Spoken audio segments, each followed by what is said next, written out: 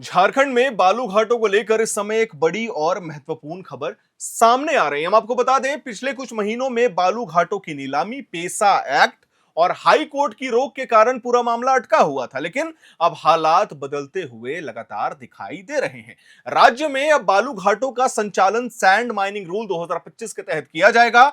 इस नियम की अधिसूचना मई 2025 में ही जारी कर दी गई थी, लेकिन उसको लागू होने में देरी हाई कोर्ट के आदेशों के कारण हुआ था। हम आपको बता दें, नई व्यवस्था के अनुसार ग्राहकों को 100 सीएफटी बालू पर सिर्फ 100 रुपए का चालान कटवाना होगा। यह बहुत बड़ी राहत है और यह पहले की तुलना में काफी आसान और सस्ता सिस्टम माना जा रहा है। हालांकि यह व्यवस्था तभी पूरी तरीके से लागू होगी जब पेसा अधिनियम से जुड़े मामलों पर हाई कोर्ट का अंतिम फैसला आ जाएगा, और ये कयास लगाए जा रहे हैं कि अगले महीने तक ये फैसले आ जाएंगे।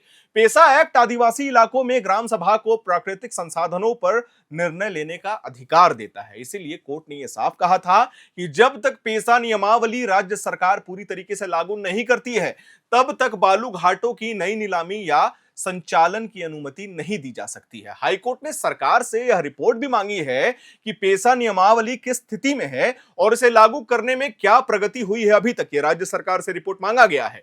जब तक यह प्रक्रिया पूरी नहीं होती है, पूरी व्यवस्था आधी अधूरी ही बनी रहेगी और शायद बंद भी हो सकती है। लेकिन इसी बीच वापसी की राह दिखी है। सैंड माइनिंग रूल 2025 की जानकारी सामने आने के बाद बाजार में बालू की कीमतें गिरने लगी हैं। पहले जहां पे एक हाईवा बालू की कीमत 45 से 50 हजार रुपए तक पहुंच गई थी, वही अब घटकर 30 से 35 हजार रुपए तक हो सकती है। इसका सीधा मतलब यह है कि बाजार में यह संदेश चला गया है कि आने वाले दिनों में घाटों का संचालन जो है वह व्यवस्थित होगा, आपूर्ति बढ़ेगी और कमी भी जो बालू की है झारखंड में वो दूर होगी। नई व्यवस्था में एक और बड़ा कदम यह है कि ग्राम सभा की अनुमति से ग्रामीणों को 100 सीएफटी बालू मुफ्त मिलेगी। यानी गांव में लोगों को अपने छोटे मोटे निर्माण के लिए बालू पर अतिरिक्त खर्च नहीं करना पड़ेगा। ये बहुत बड़ी राहत है। हालांकि इस मुफ्त व्यवस्था में एक शर्त है। परिवहन शुल्क यानी कि ट्रांसपोर्ट का जो खर्च है वो ग्रामीणों को खुद ही देना होगा, लेकिन फिर भी यह ग्रामीणों के लिए एक बड़ी राहत है। इस सबके बीच हाई कोर्ट की रोक अभी पूरी तरीके से नहीं हटी है। पेसा अधिनियम से जुड़े प्रक्रिया अभी भी अटकी हुई है। कोर्ट ने सरकार से स्पष्ट निर्देश दिए हैं कि नियमावली को पूरी तरीके से लागू किया जाए, ताकि घाटों की नीलामी और संचालन कानूनी रूप से शुरू हो सके।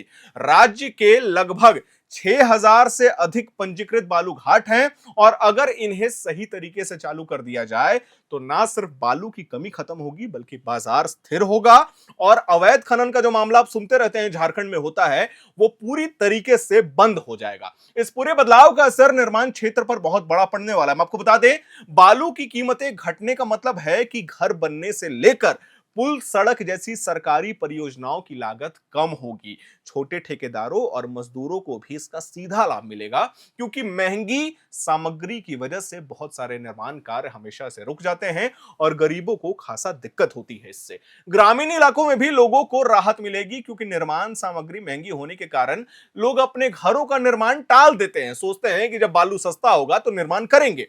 कई नीति में पारदर्शिता भी बढ़ने की उम्मीद है। चालान की तय दर, ग्राम सभा की भूमिका और पेसा नियमों का पालन होने पर घाटों पर जो रोक टोक था ये कम हो जाएगा। लोग सही तरीके से बालू बेच पाएंगे।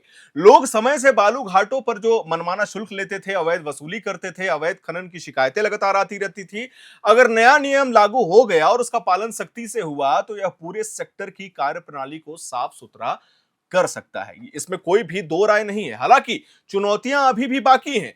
पेसा अधिनियम के तहत ग्राम सभाओं को अधिकार देना और उनके निर्णयों के आधार पर नियम लागू करना प्रशासन के लिए आसान काम तो बिल्कुल नहीं होने वाला है। कई जिलों में ग्राम सभा की बैठकों से लेकर अनुमति पत्रों तक की जो प्रक्रिया है वो धीमी चलती है। इसके अलावा हम आपको बता दें, मुफ्त बालू देने की जो व्यवस्था है उसमें भी सुनिश्चित और गलत फायदा लोग ना उठा लें, इसका भी खासा ख्याल रखना होगा और इससे ग्रामीणों को कोई नुकसान ना पहुंचे, ये भी बात ध्यान में रखना होगा। तो कुल मिलाकर झारखंड में बालू घाटों से जुड़ा यह बदलाव काफी बड़ा और दूरगामी असर वाला है। नए नियम लागू होने की दिशा साफ दिख रही है, कीमतें कम हो रही हैं नियम लागू होने से पहले, और ग्रामीणों व ठेकेदारों दोनों के लिए राहत का माहौल लगातार बन रहा है। लेकिन इस पूरी तरह से सफल बनाना, इसे पूरी तरीके से सफल बनाना, पेसा नियमावली को लागू करना और निगरानी बढ़ाना और गलत गतिविधियों पर रोक लगाना बहुत जरूरी है। अब सबकी नजर इस बात पर है कि हाई कोर्ट का फैसला और सरकारी कार्रवाई कितने जल्दी और अंतिम रूप लेती है और यह व्यवस्था जमीन पर कितनी सुचारू तरह से उतरती है, यह भी देखने वाली बात है। लेकिन एक सवाल है जो हम अपने दर्शकों से लेना चाहेंगे। आप हमें कमेंट बॉक्स में यह जरूर बताइए कि आप जिस भी जिले में रहते हैं झारखंड के, वहां पे बालू का क्या समस्या है, क्या ब्लैक में खरीदना पड़ रहा है, कितना रेट बढ़ रहा है। क्योंकि यह बात हमने स्पष्ट कर दिया है इस वीडियो में और हम दोबारा से कर देते हैं कि जैसे ही हाई कोर्ट का निर्णय आएगा पेसा अधिनियम पे, पेसा नियमावली पे, तो आपको राहत देखने को जरूर मिलेगा। खैर, आपके जिलों में क्या रेट है बालू का, क्या है, कैसे है, कितनी आसानी से मिल जाता है, यह हमें कमेंट बॉक्स में जरूर बताइएगा। मैं उम्मीद करता हूं आपको हमारी ये जानकारी, हमारा ये वीडियो पसंद आया होगा। वीडियो को लाइक करिए, शेयर करिए, चैनल को सब्सक्राइब करिए। कैमरे के पीछे मौजूद है मेरी सहयोगी सुमन, मेरा नाम है हर्षित और आप देख रहे हैं एयर नाउ।